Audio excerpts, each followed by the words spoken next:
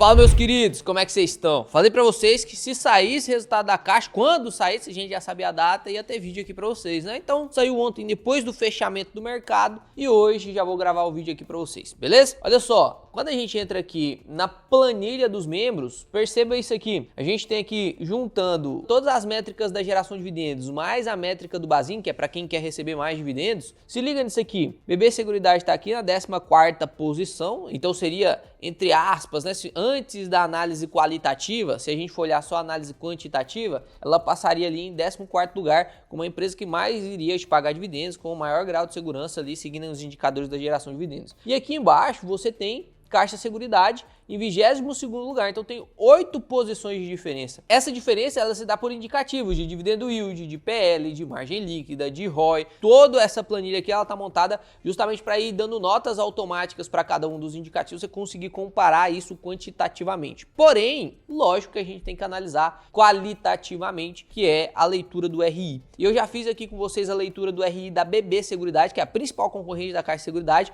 Eu vou deixar um cardzinho aqui para você assistir o vídeo da BB Seguridade, que é muito importante que você assista, meu parceiro, porque senão você vai ficar desatualizado. Como é que você vê Caixa Seguridade e fala, nossa, o resultado da Caixa Seguridade foi bom? Ou então o contrário, né? Nossa, eu vi aqui o resultado da BB Seguridade, BB Seguridade foi bom. Se você não viu sua principal concorrente, como que eu falo se esse café é bom se eu não bebo café concorrente dele? Como que eu vou dizer que isso é bom? Não, tem que saber, né? Tem que saber. Então, mesmo que você seja acionista de Caixa Seguridade e não de BB Seguridade, você tem que saber como que tá indo BB Seguridade. Se você é acionista de BB Seguridade e tá aqui nesse vídeo, você não tá fazendo nada mais do que a sua obrigação. Você tem que saber mesmo como que tá os resultados da Caixa Seguridade. Porque se a Caixa Seguridade estiver muito melhor do que a BB Seguridade, e isso não for algo que vai se resolver no curto prazo, cara, não faz sentido você ter BB Seguridade e não ter Caixa Seguridade, concorda? Então vamos aqui para análise do release de Caixa Seguridade, tá? Não vou mais te ensinar como que você entra no relatório gerencial aqui, como que você abre o release de resultado, como você abre uma apresentação de resultados, porque eu já te ensinei no vídeo anterior, no anterior.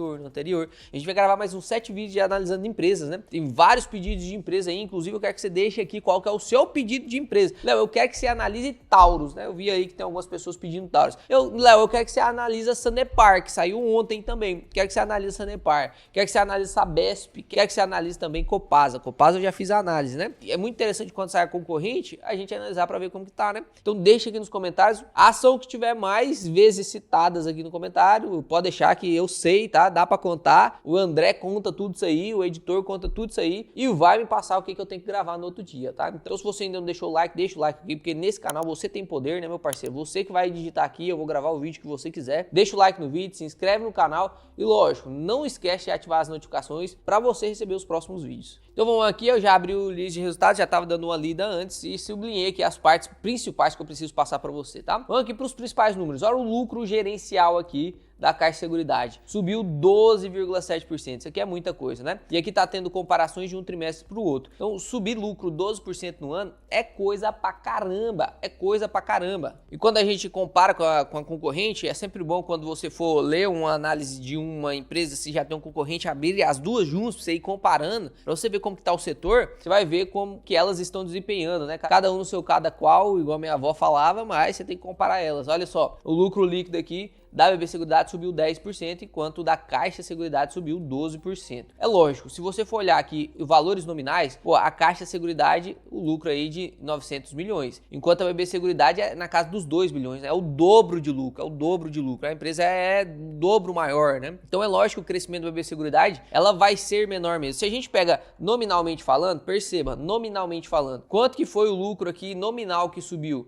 Poxa, subiu 12%. Então, quanto foi o lucro anterior? Se 924 milhões corresponde a 112%, né? Vamos fazer uma regrinha de 3 aqui bem básica. 924,3 vezes 100 dividido por 112,7. Então, olha só. Nominalmente falando, no primeiro trimestre de 2023, ela lucrou de 820 milhões. Então vamos diminuir aqui, 924. Nominalmente falando, teve um aumento de lucro de 103 milhões. 103 milhões, percebe? Agora vamos ver quanto que aumentou na BB Seguridade. Essas comparações são excepcionais. Por quê? Se você só faz comparação aqui, ó, pelo valor, você não sabe o quanto que realmente está crescendo. Será que a BB Seguridade cresceu mais do que a Caixa Seguridade? A gente não vai saber por porcentagem, porque são empresas de tamanhos diferentes. Então a gente tem que saber a parte nominal. Lógico, a parte nominal. Então se a gente pega aqui, ó, 10%, 10,4%, ou seja, 110%,4, né, deu 2 bilhões. Quanto que tava lá no primeiro trimestre? Pra gente saber a diferença. Aqui já tá, né, ó, trouxe aqui para você o resultado, ó. Então foi 1,833 bi e aqui 2,023 bi. Então vamos fazer a diferença? Olha lá, ó, 2023, que é o desse trimestre agora, ó,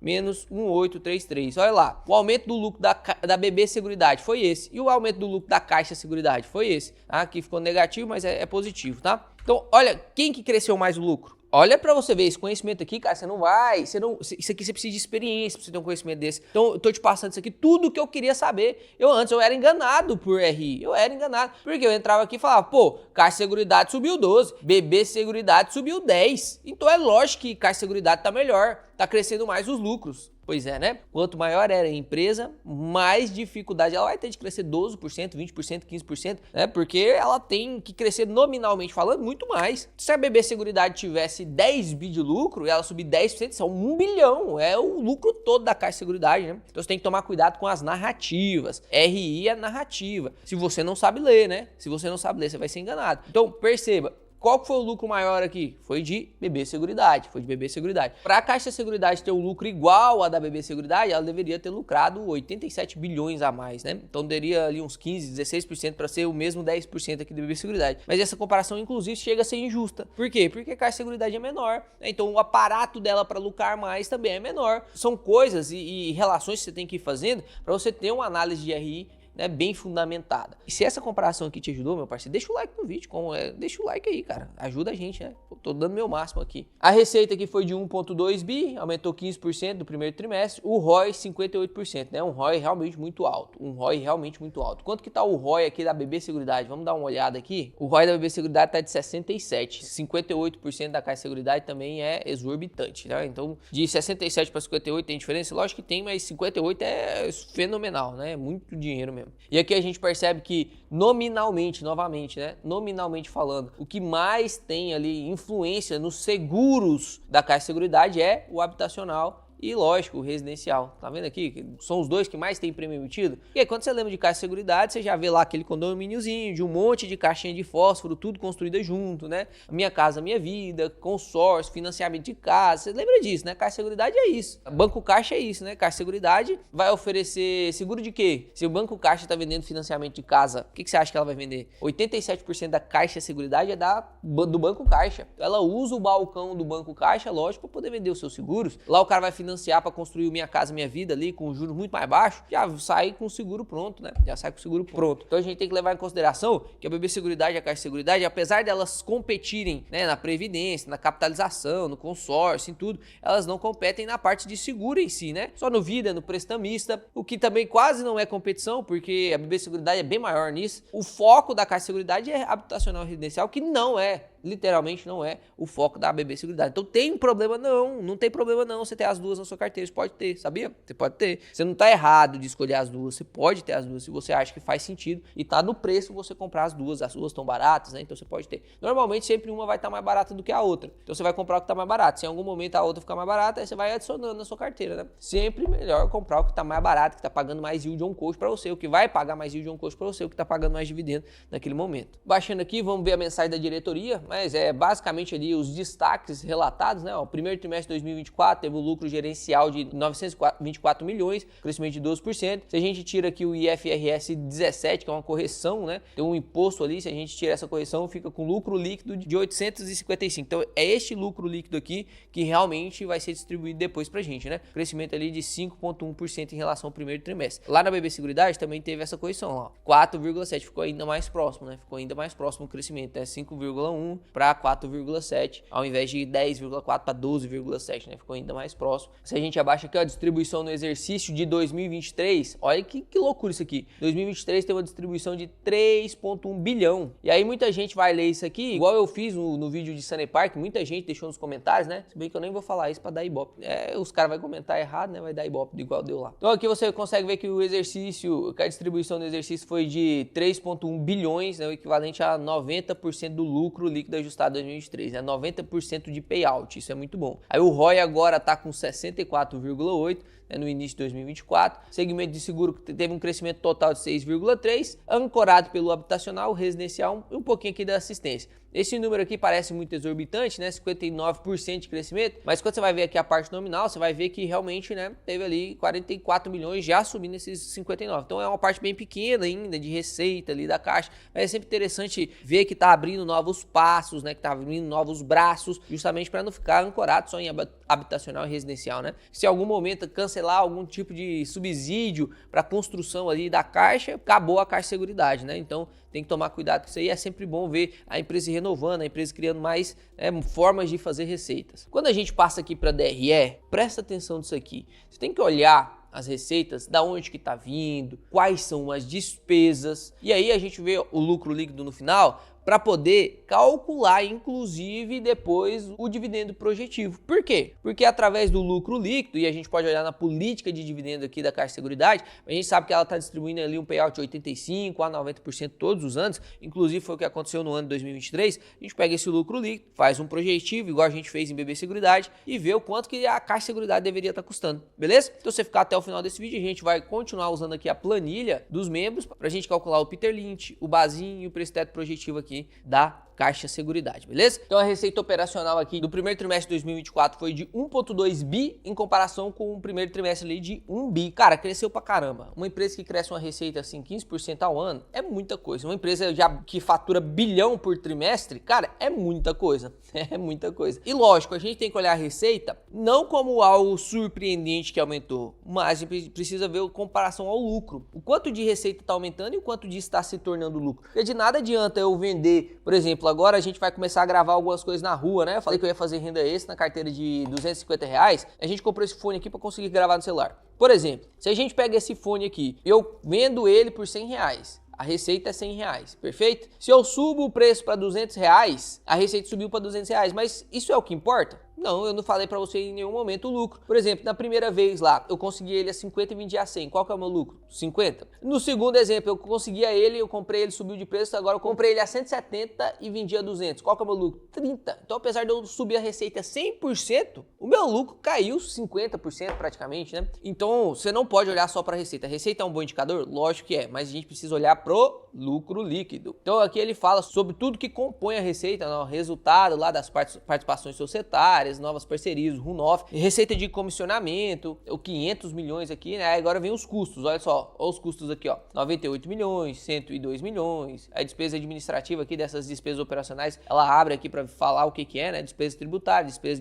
administrativa, olha só, a despesa administrativa subiu 37%, a despesa operacional no total subiu 21%, aí deu um resultado operacional de 1 bilhão, aí depois teve um resultado financeiro negativo, que isso aqui também aconteceu na BB Seguridade, normal, foi por conta do IGPM ali, né, que tá deflacionando, então dá uma baixada ali no resultado financeiro mesmo. E aí depois sai os impostos, olha lá, ó, imposto de renda e contribuição social, né, 116 bilhões. Por isso que eu não entendo quando o governo fala, olha só, quando o governo fala que uma empresa estatal tem que distribuir menos dividendo. Por quê? Para distribuir dividendo tem que pagar imposto. Então já vai uma parte para o governo. E quando o governo é dono da empresa estatal, o dividendo vai para ele também. Não faz sentido nenhum, cara. Não faz sentido nenhum.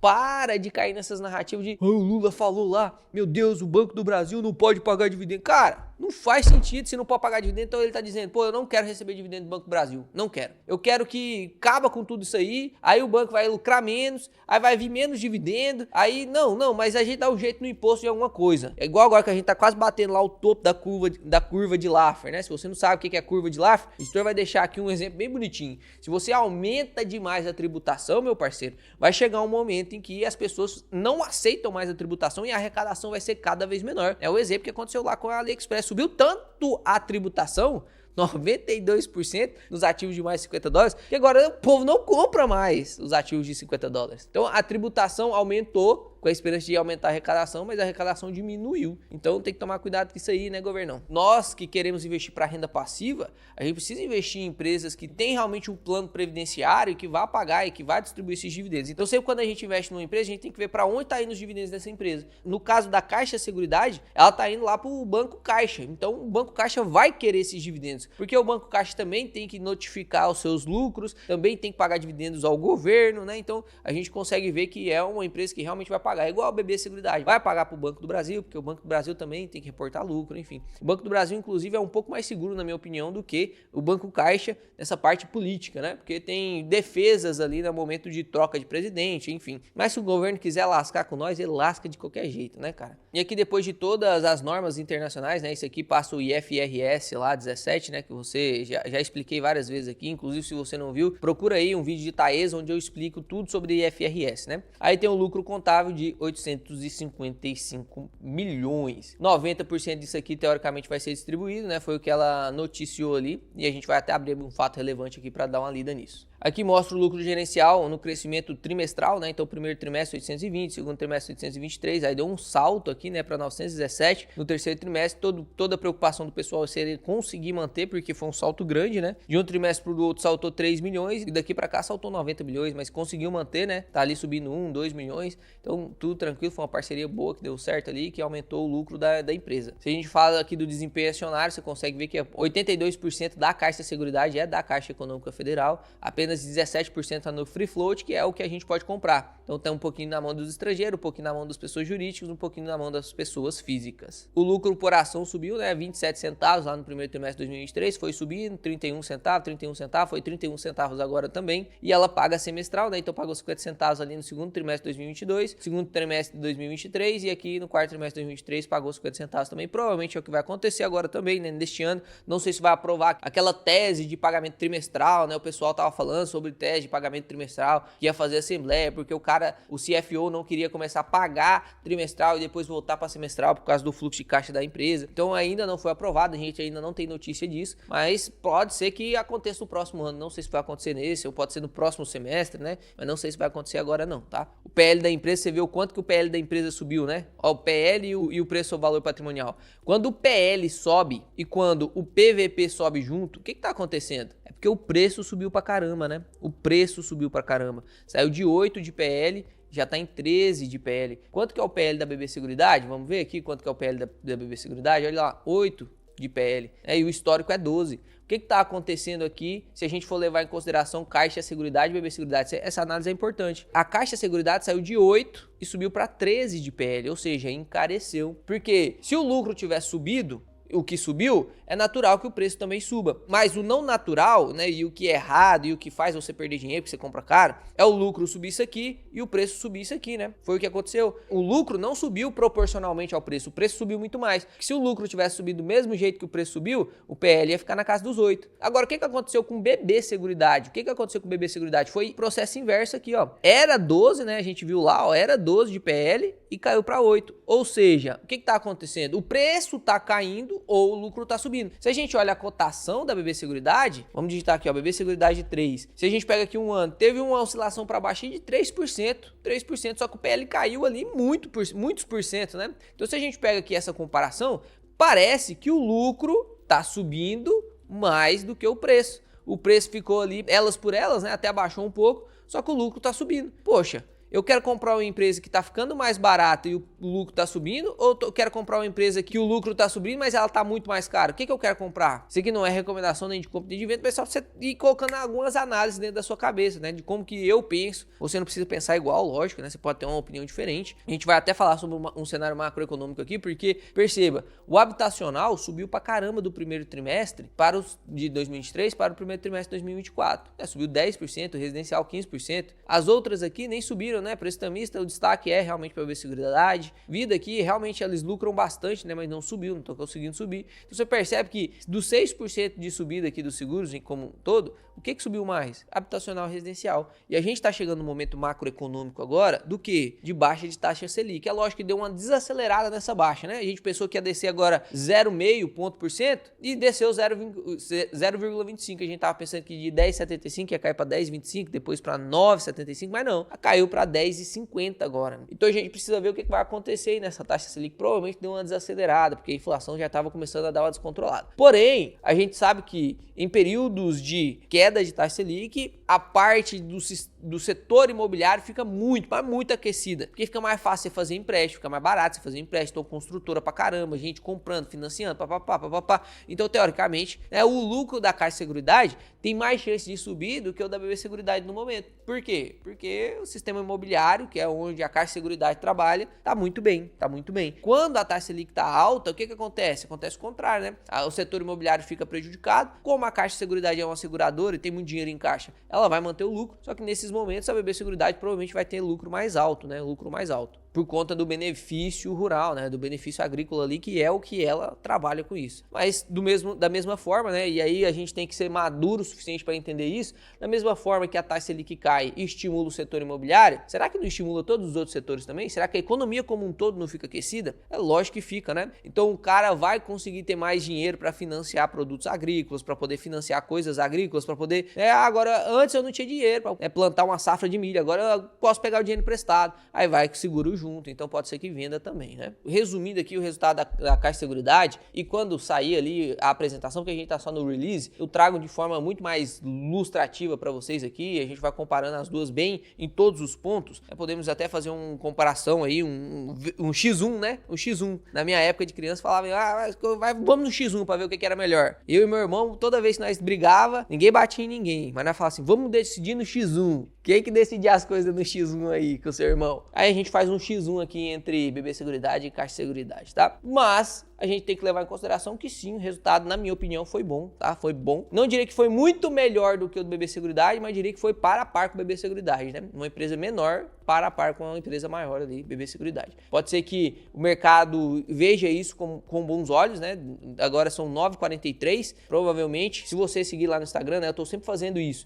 Nessa semana, provavelmente nesses próximos 20 dias, eu sempre vou fazer isso. Eu vou ler o relatório antes da abertura do mercado, porque a gente tira as nossas conclusões aqui, né? Provavelmente a Caixa Seguridade vai ter uma subidinha, porque foram resultados bons, né? Foram resultados bons. Então pode ser que ou ela permaneça no mesmo preço ou ela suba, mas com certeza não vai cair muito mais do que caiu ontem, né? Que é essa pressão antes do release. E aí no Instagram eu sempre vou acompanhando essa cotação durante o dia pra gente verificar se a nossa análise está correta, né? Porque isso aí vai aumentando sua assertividade. Você analisou, falou que ia cair, caiu? Bom demais. Você analisou, falou que ia subir, subiu? Tá acertando. Você analisou, falou que ia ficar elas por elas?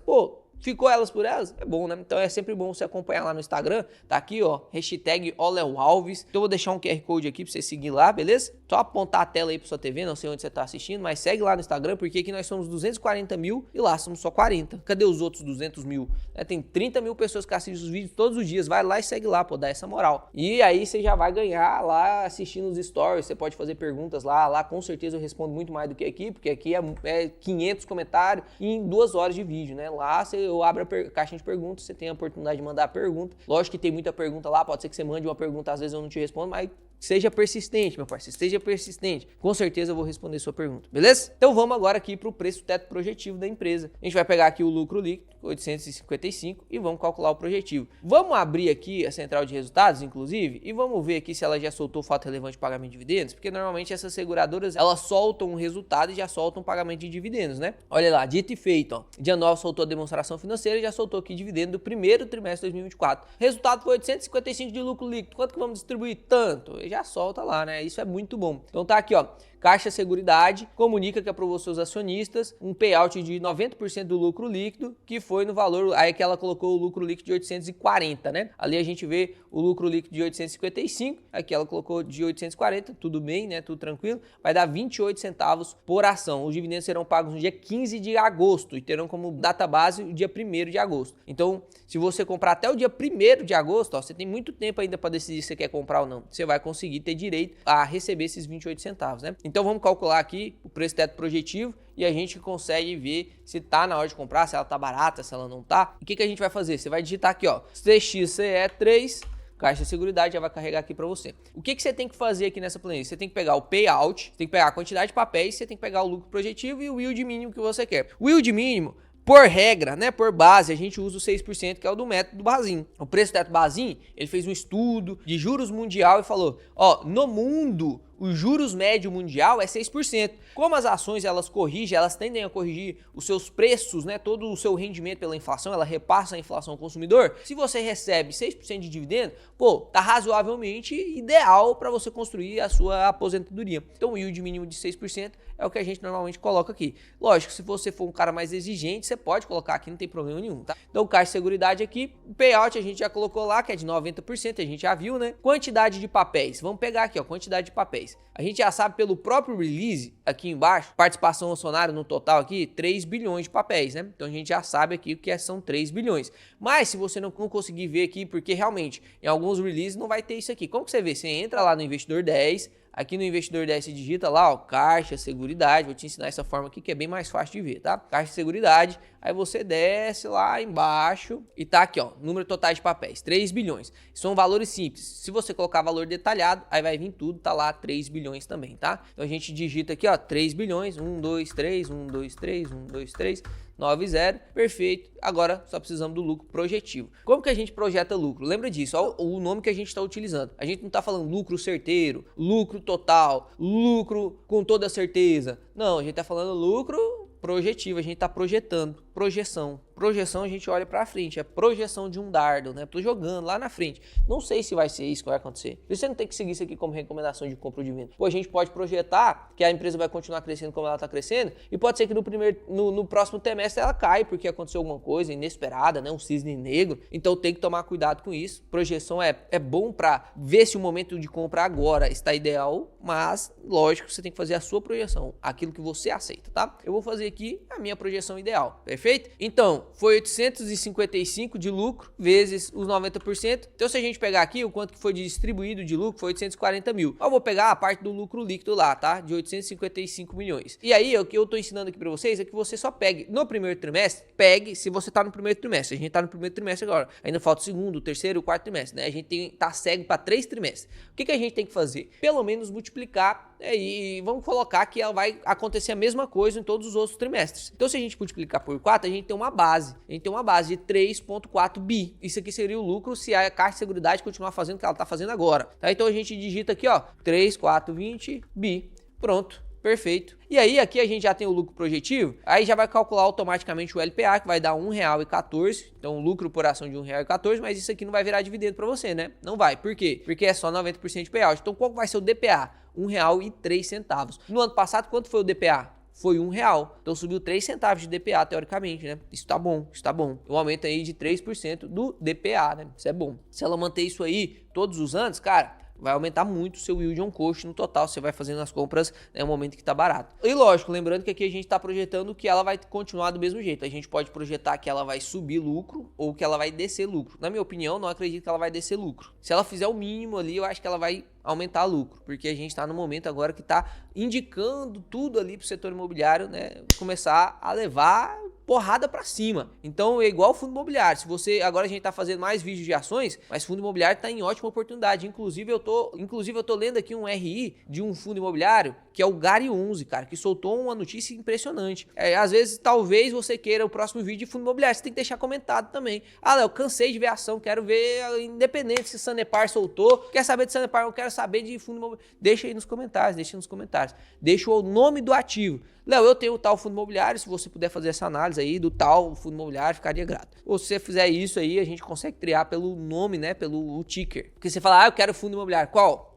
Entendeu? Então, neste caso aqui, o preço teto projetivo seria de 17,10. A gente fez a mesma coisa para BB Seguridade, né? A gente gravou lá o vídeo de BB Seguridade, ó, e a gente fez a mesma coisa. Dá uma olhada nisso aqui, ó. Fizemos a mesma coisa. E o payout a gente colocou de 80%, tá? Nem colocamos de 90%. Você consegue ver que se a gente só multiplicar o trimestre do BB Seguridade, o preço teto da BB Seguridade fica de R$53, dá 62% de margem de segurança. Agora, se a gente fizer a mesma coisa com Caixa de Seguridade, pô, a margem de segurança é só 5%, que ela já tá custando 16 e o preço teto é 17. Ou seja, tá barato ainda? Tá, mas a margem é muito mais baixa, é melhor você comprar um que tenha a margem mais alta, né? O yield projetivo aqui da Caixa de Seguridade vai ser de 6,33 e o yield projetivo aqui da BB Seguridade vai ser de 9,75. Então é muito mais yield, né? Ah, Léo, mas eu acho que vai subir 10% de novo. Então é só você vir aqui, ó, e multiplicar por 1,1. 1,1 aqui para poder fazer a conta. Eu sou meio preguiçoso, né? Então tá lá, agora, em vez de 3,4 bi, vai ser 3,7 bi. Aí perfeito. O yield vai subir um pouquinho lá, vai subir para 6,96.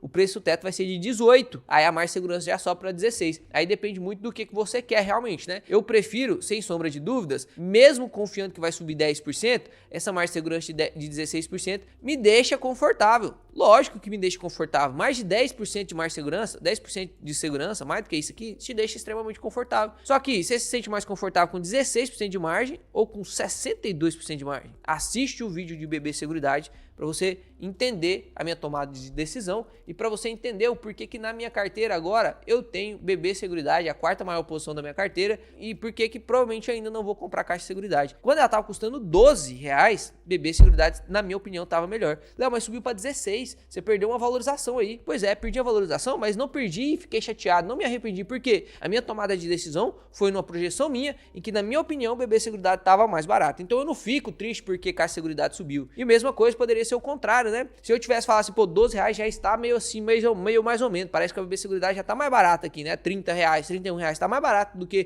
Caixa de Seguridade a 12. E Caixa de Seguridade tivesse continuado a 12 e BB Seguridade tivesse subido 30%, por exemplo, pô, eu ia ficar tranquilo também, não ia ficar surpreendido. Por quê? Porque estava barato. Então, se não tá subindo agora, provavelmente vai subir depois. Se não subir depois também, perfeito, eu tô comprando barato, mais ainda, tô aumentando meu yield, né? E é isso que importa. Lembra, valorização, esses numerozinhos que você vê aqui, ó, mais 23, mais 5, mais 2, mais 7, mais 4. Valorização é uma consequência. Isso aqui é um sinônimo de ego. Você não tem que ver valorização, você tem que ver renda passiva mensal. Se a gente pegar aqui a renda passiva, só para te mostrar, né, o que realmente importa dentro dos investimentos, se a gente pegar aqui proventos, não vou colocar todos os ativos não, vou colocar só ações, para você ver essa parte de ações, né, que é o que oscila mais ali na valorização. Você tem que ver os seus dividendos subindo. Então você consegue perceber que as ações realmente pagam menos dividendos, elas pagam menos dividendos assim de forma organizada, né?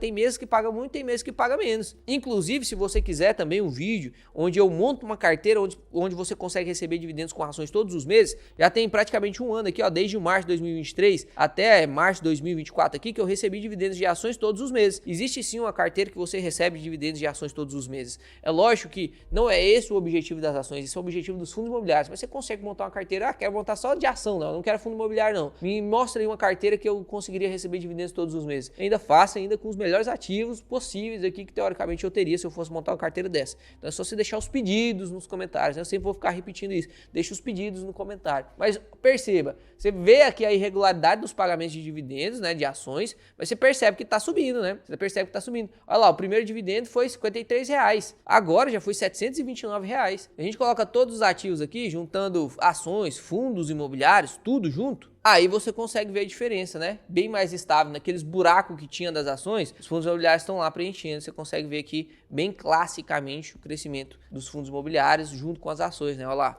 R$1.184 de dividendos. Eu tenho que gravar um vídeo sobre isso, né? Nunca pensei, sério mesmo, eu nunca pensei que eu ia bater R$1.000 de dividendo tão rápido. Nunca pensei. É muito mais surpreendente do que eu mesmo pensava, cara. A bola de neve, ela gira muito rápido. Ela gira muito rápido. Aqui, em um ano atrás, eu recebia 136, cara. 2 anos atrás, eu recebia 136. Em um ano, eu bati praticamente um salário mínimo. Você tem ideia de que agora, todos os meses, eu recebo um salário mínimo, que é o que 80%, 60% da população brasileira trabalha 240 horas por mês para receber? Eu tô recebendo já sem fazer nada, porque eu coloquei meu dinheiro para trabalhar. Isso é loucura, cara. Isso é libertador e eu tenho certeza que todas as pessoas merecem isso. Deus quer o melhor para você, cara. Deus quer o melhor para você e eu vou me esforçar ao máximo nesse propósito que ele me deu, que é de te ensinar a educar você financeiramente para que você consiga alcançar isso aqui que eu já tô alcançando. Em nome de Jesus, cara, esse canal aqui não vai ser só um negócio de educação financeira, mas também te educar espiritualmente, se Deus quiser, se Deus me iluminar, e eu já peço sabedoria para ele, uma forma de fazer isso aqui, né, sem parecer que eu tô pregando prosperidade aqui, né, teologia da prosperidade, não tem nada a ver com isso não, tem nada a ver com isso não, mas